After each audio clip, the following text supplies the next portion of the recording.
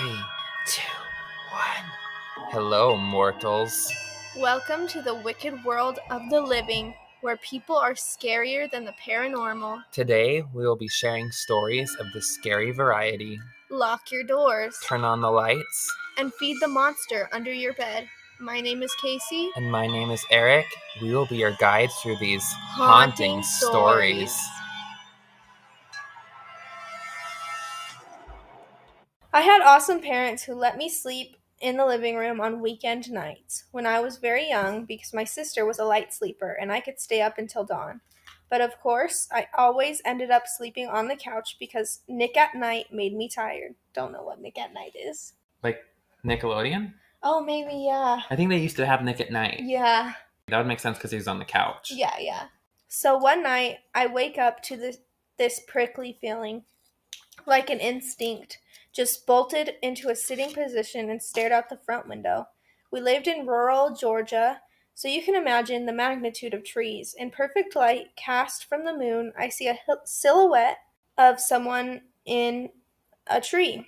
The family dog dashes to the window and is snarling into the glass.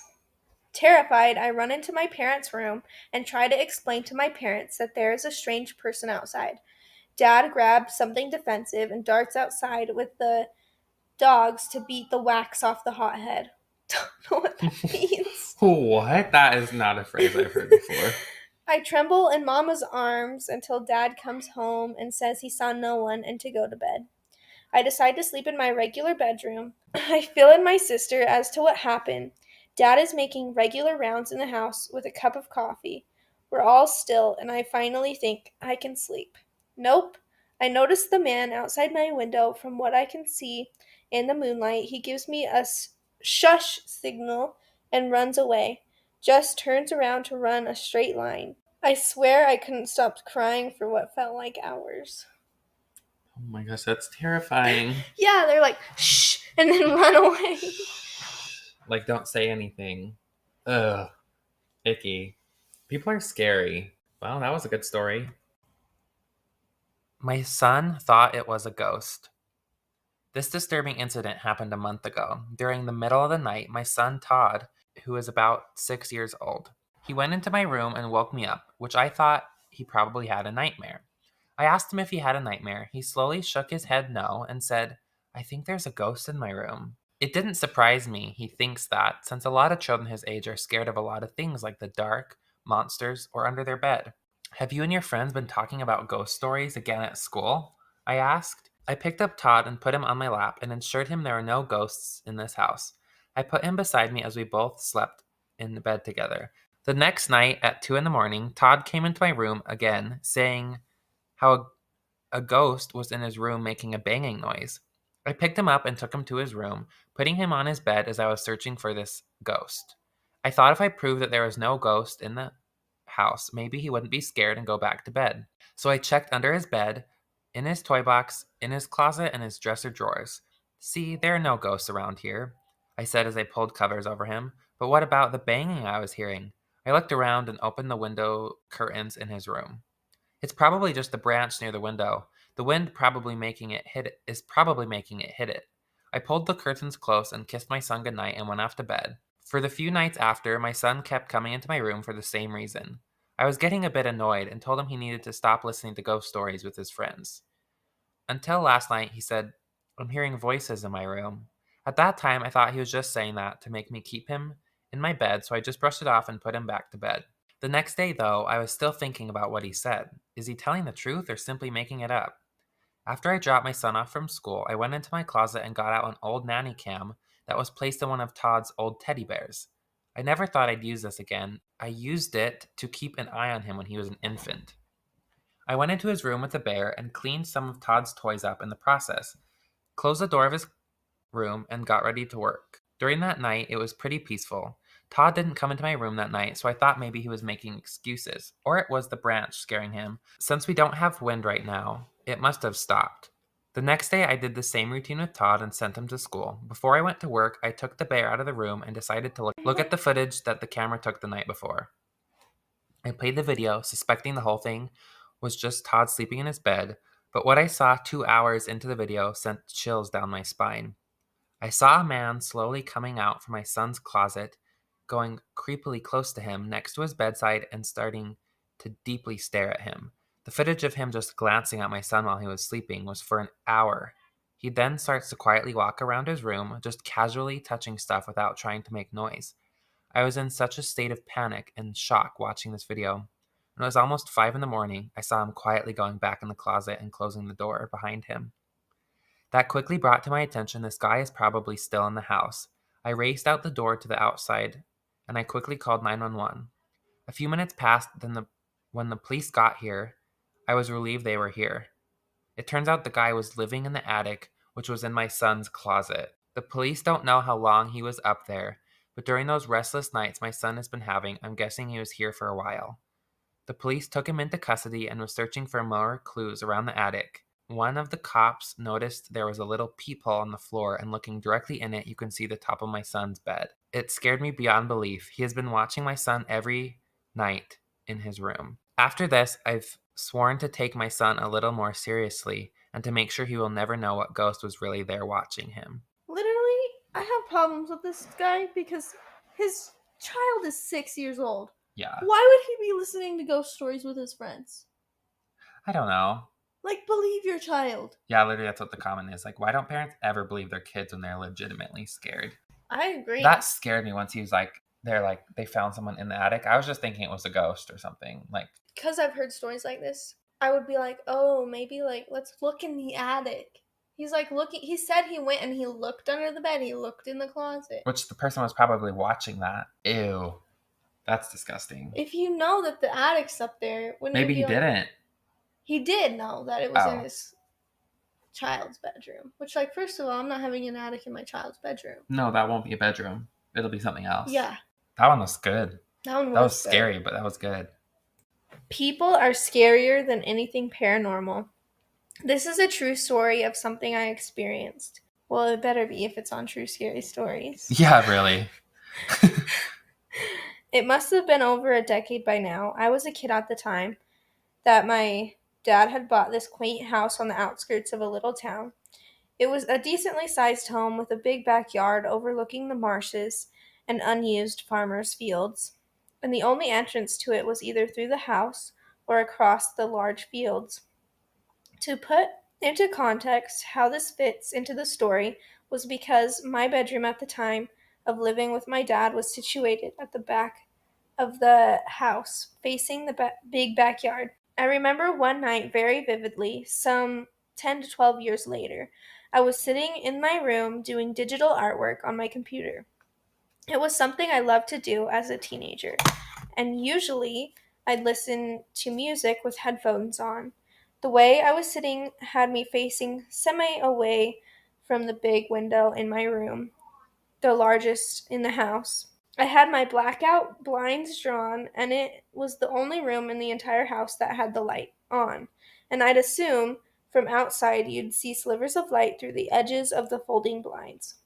I think it was around 2 to 3 in the morning. I was peacefully minding my own business when I hear a massive slam on my window. It was a dull but loud thud, and what I thought was a shout. My dad was sleeping peacefully in the room next to me. How he didn't hear anything at the time still amazes me to this day. I remember just sitting there, shook, no clue what I had just heard, until it happened again. I heard it clear. Someone was outside my window, in the backyard. Whoever this was had no reason to be there. I remember being too scared to open my blinds. Instead, I got up, just staring at the window, not taking my eyes off it. Something I'm thankful for to this day went with my gut feeling. My gut was telling me to grab a flashlight and check the front door. Why? Why was your gut telling you that? Don't check the front door at all. I think your gut was wrong. Yeah, your gut is pure wrong. Anyway, this was an old house, so I would have to leave the comfort of the house to enter the barn to get to the main entrance of the house. I remember shining my light. No. Yeah, I don't think that's real. I remember shining my light through the glass in the door. The window had the frosted film for privacy, but sure enough, I barely got the flashlight lifted 3 to 4 inches to the glass before seeing the coat of whoever was out there. The real kicker? Absolute terror set in when I realized the door hadn't been locked this entire time. I managed to lock it and run inside. And the first thing I grabbed was a bread knife. Not practical, but when your adrenaline and fear is coursing through your brain, it's the last thing you think of. I remember trying to wake up my dad, who was passed out like a drunk sailor, to see whoever was outside. We never found the man, and he never came back. Had I not locked the door, prank or not, I dread to think what would have happened to me. Oh my gosh. That's scary. So when you hear people, PSA, yeah. when you hear sounds or scary things outside, don't go outside. Just don't. Your gut feeling should never be, I should open my front door. No, that's how you die.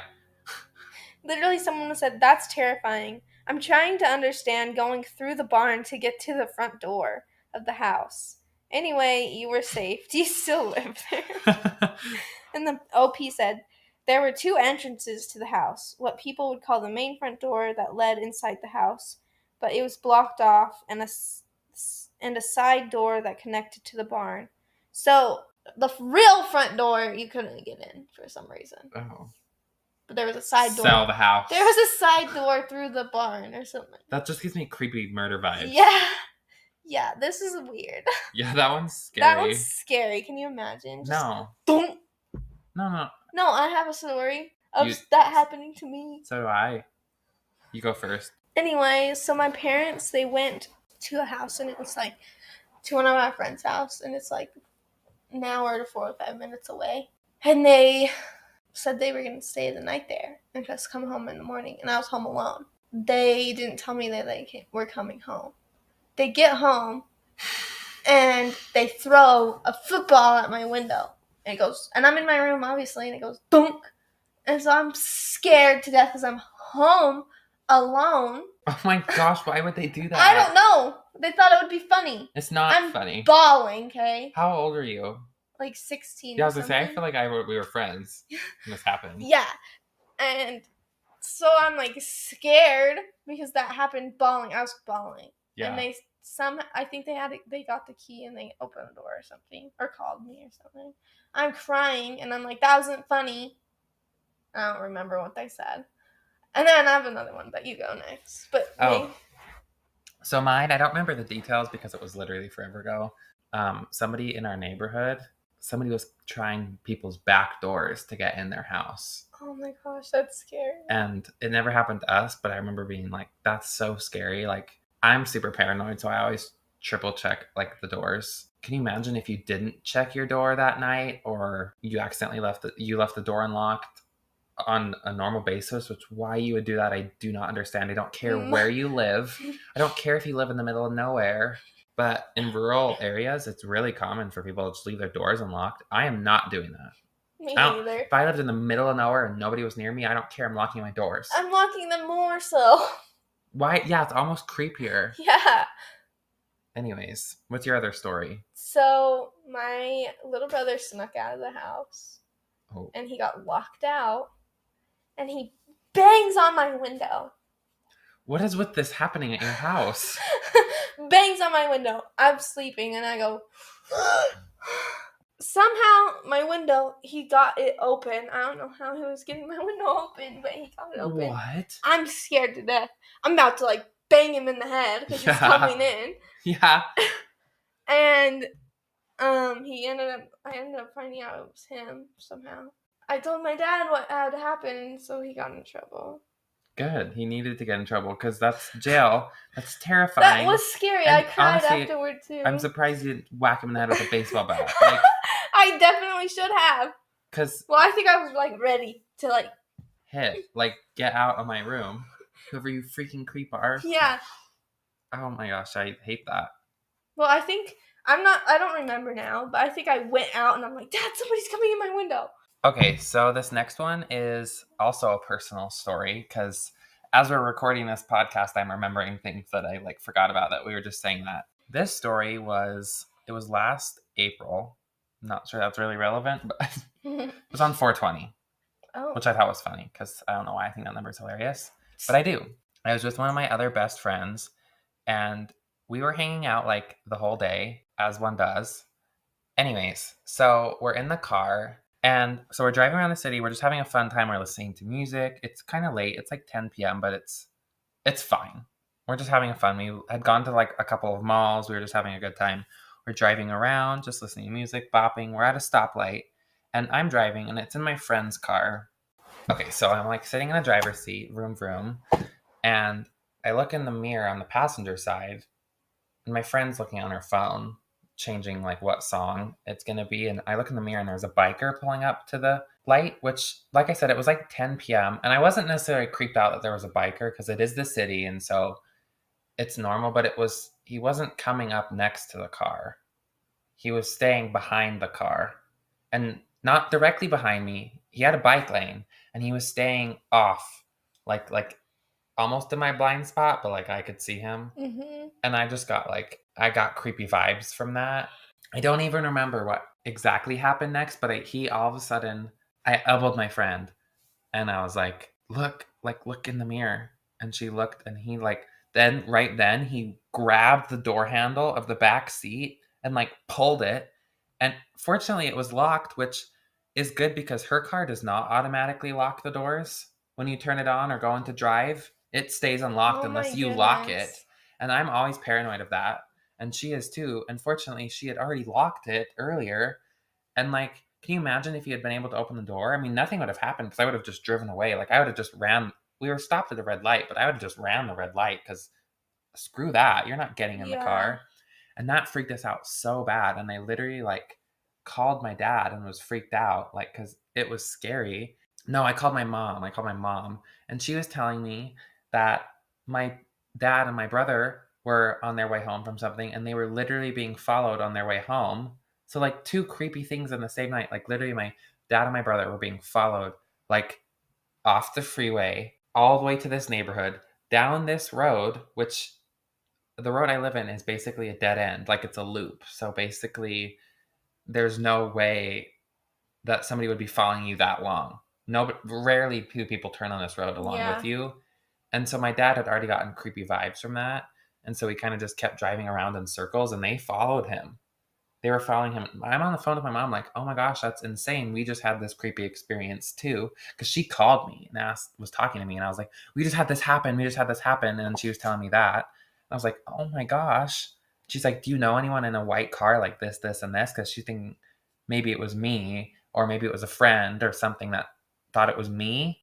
Why anyone's friends would do that, I don't know. No, absolutely not for that long. Yeah. It'd be like a honk honk hi. Like, never would. If I actually had said, I was like, none of my friends would do that, and if I did, I would be upset. Yeah. So yeah, why that would happen, I don't know. But then after that, so we had stopped at a gas station. We had driven away to a gas station, stopped. This is when we were talking to my mom.